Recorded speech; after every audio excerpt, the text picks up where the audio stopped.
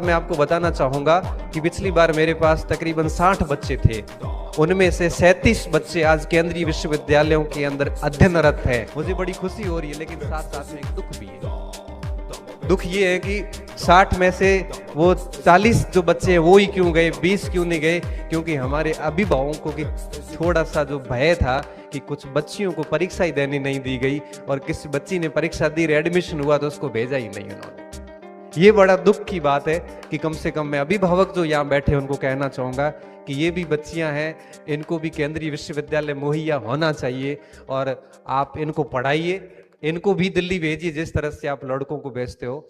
आपके डर को हम समझते हैं, कोई भी माँ बाप अपनी बच्ची को पिछड़ा हुआ देखना नहीं चाहता, लेकिन लेकिन साथ में एक भय भी होता है कि वो दुनिया के सामने जाएगी, पता नहीं, कुछ सुरक्षा को लेके डर होते हैं, कई सारे डर होते हैं।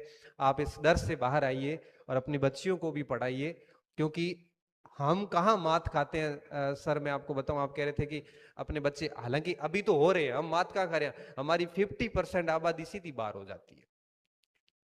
50% लड़कियां हैं, इनको तो सीधे सीधे बाहर कर दिया जाता है। कोई एक एडवांस फैमिली है जिसमें से 2-4 बच्चियां दिल्ली में आपको किसी कॉलेज में मिलेगी, बाकी बच्चियों को परीक्षा देने नहीं दी जाती। मेरी कक्षा की टॉपर लड़कियों को एग्जाम देने नहीं दिया गया कि दिल्ली जाके क्या करेगी के। और किसी का एक बच्ची 942 नंबर आके, 1000 में से 942 नंबर आके उसको काउंसलिंग नहीं करवाई गई। मैं बहुत श्योर हूं कि वो सेंट स्टीफन की स्टूडेंट होती आज। बच्ची मेरे पास आएगी, सर आप ही समझा सकते हो पापा को, पापा बड़ी बुद्धिजीवी व्यक्ति, पापा से मैंने बात की, मैंने कहा बच्ची को आगे जाने दो, तो क्या अरे गणपति जी छोड़ो ना, क्या करना है ये वो, मैंने कहा हो गया काम। एटलीस्ट मैं आप सभी अभिभावकों से कहना चाहूंगा कि इन बच्चियों को भी आगे प्लेटफॉर्म मुहैया करवाया जाए, ताकि ये भी सेंट्रल यूनिवर्सिटी का हिस्सा बन सके।